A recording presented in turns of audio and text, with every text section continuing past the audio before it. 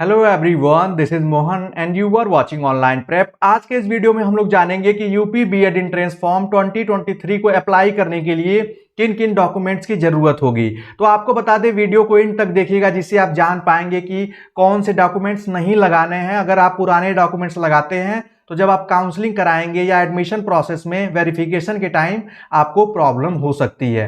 तो ऐसी problem future में ना आए, इसलिए वीडियो को इन तक देखिएगा और ध्यान से आप इसको नोट भी करते जाइएगा। अगर डॉक्यूमेंट्स की बात की जाए तो सबसे पहले आपके हाई स्कूल के डिटेल्स आपके लगेंगी और आपको उसके डॉक्यूमेंट अपलोड भी करने पड़ेंगे। उसी तरीके से क्लास 12th में मतलब 10वीं के और 12वीं के मार्कशीट सर्टिफिकेट एक ही में आता है, तो उसको आप इजीली इसके मार्कशीट नंबर और आपके मार्क्स फिल करने होंगे, तो ये तो आप इजीली फिल कर पाएंगे।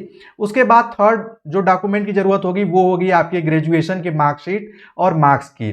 जो स्टूडेंट्स अपीयरिंग में हैं तो वो सिर्फ और सिर्फ वहां पे क्लिक कर देंगे अपीयरिंग, तो आपको जब आपके रिजल्ट आ जाएंगे तब आपको अपलोड करना होगा काउंसलिंग से जस्ट पहले।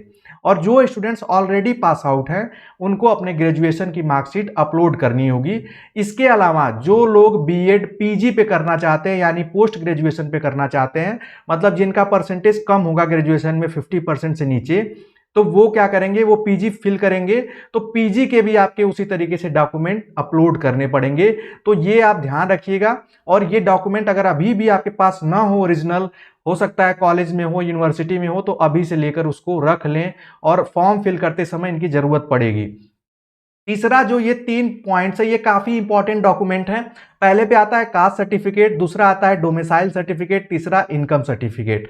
सबसे पहले बता दूं, आप लोगों के क्वेश्चन आते हैं कि सर क्या पिछले साल का चलेगा? 1 साल पुराना चल सकता है, लेकिन ज्यादा बेहतर होगा कि आप 2023 के डॉक्यूमेंट्स बनवा लें। इससे फायदा क्या होगा कि जब आप आगे के जो वेरिफिकेशन में भी आपका इजिली 2023 दिखाएगा तो इजिली वेरिफिकेशन भी हो जाएगा। स्कॉलरशिप में आपके छात्रवृत्ति में भी इस डॉक्यूमेंट का काफी यूज है, और जिसका 2023 का रहता है उसकी छात्रवृत्ति आने के चांसेस, स्कॉलरशिप आने के चांसेस मैक्सिमम हो जाते हैं। तो अभी आपके पास समय है, 1 हफ्ते में ये डॉक्यूमेंट्स बन जाते हैं, तो आप इसको बनवा लें। अब यहाँ पे देख लें, कास्ट सर्टिफिकेट जो लोग कैटेगरी में बिलोंग करते हैं उन्हीं को चाहिए, जो लोग रिजर्वेशन चाहते हैं। इसका मतलब है कि अगर आप जनरल से यूआर से हैं तो आपको कास्ट सर्टिफिकेट की जरूरत नहीं पड़ती है, लेकिन डोमिसाइल की जरूरत सबको पड़ेगी, निवास प्रमाण पत्र की। तो आप सभी लोग बनवा लें। जो स्टूडेंट्स अदर स्टेट के हैं उनको भी बता दें, अदर स्टेट के स्टूडेंट्स को, कि उनका भी डोमिसाइल सर्टिफिकेट उनके स्टेट, उनके राज्य का होना चाहिए। उसकी भी जरूरत आपको पड़ती है, और वो अगर अभी नहीं पड़ेगी तो आपको काउंसलिंग के समय पड़ेगी, तो उसको भी आप बनवा लें। 2023 का रहेगा तो ज़्यादा बेटर होगा। वहीं इनकम सर्टिफिकेट सभी लोगों के लिए चाहिए, क्योंकि इनकम सर्टिफिकेट से ही आपको फ्यूचर में स्कॉलरशिप अलॉट की जाती है, तो ये भी काफ़ी इंपॉर्टेंट है। इसके अलावा जो स्टूडेंट्स ये पूछते हैं कि हमारे पास 2022 का है तो क्या काम चल जाएगा या पिछले साल का है, तो 22 तक तो काम चल जाएगा, लेकिन इससे पुराना होगा। फॉर एग्जांपल अगर आपका कास्ट सर्टिफिकेट पुराना होगा 3 साल, 4 साल, 5 साल, तो आपको रिजर्वेशन नहीं मिलेगा।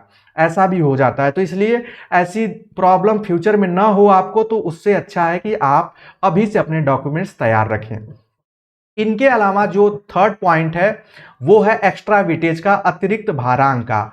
जैसे कि आपको बता दें, बीएड में अगर आपने एनसीसी, एनएसएस या फ्रीडम फाइटर कैटेगरी से या फैमिली से आप बिलोंग करते हैं तो आपको एक्स्ट्रा वेटेज मिलता है, तो इसके सर्टिफिकेट भी होने चाहिए। गवर्नमेंट एम्प्लॉय अवार्ड के भी मिलता है, तो इसलिए आप उसको डिटेल में पढ़ लेंगे। ये तीनों काफी इंपॉर्टेंट है। जब तक अगर आप इसको टिक करते हैं और अपने डॉक्यूमेंट अपलोड नहीं करेंगे, आपको एक्स्ट्रा मार्क्स नहीं मिलेंगे। और अच्छा होता है, जैसे एनसीसी पे आपको मैक्सिमम 15 मार्क्स मिलते हैं, एनएसएस पे 10 मार्क्स मिलते हैं, फ्रीडम फाइटर पे भी लगभग 10 से 15 मार्क्स मिलते हैं। इससे क्या होता है कि आपके रैंक जो है वो बढ़ जाती हैं और आपको मैक्सिमम चांसेस हो जाता है गवर्नमेंट कॉलेज मिलने का। तो इसलिए इन डॉक्यूमेंट्स को आप कलेक्ट कर लें, उसकी पिक रख लें, और इनको आप काउंसलिंग तक रखे रहें, क्योंकि आपको वेरीफाई भी कराना होगा। ऐसा नहीं होगा कि सिर्फ आप एक बार क्लिक कर दिए दोबारा काम नहीं पड़ेगा। जितने भी डॉक्यूमेंट्स आप लगाएंगे उसको बाद में आपको हार्ड कॉपी भी सबमिट नहीं करानी होगी, वेरीफाई कराना होगा, उसके जेरॉक्स जमा करने होंगे।